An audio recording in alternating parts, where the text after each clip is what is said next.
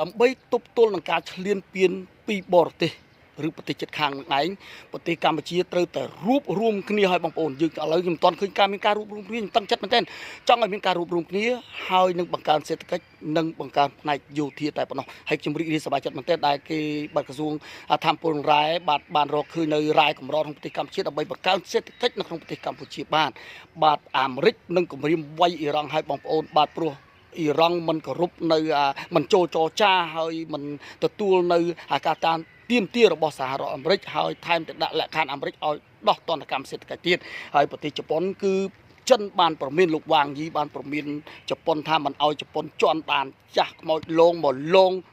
នៅអាស៊ីមកលងប្រទេសចិនតទៅទៀតទេបាទហើយចំណែកឯនៅកូរ៉េខាងជើងវិញបងប្អូនគឺនឹងមានការផ្លាស់ប្ដូរពីមេដឹកនាំប្រុសមកមេដឹកនាំស្រីកូនរបស់គីមចុងអ៊ុនគឺគីមជូអេបាទអរគុណ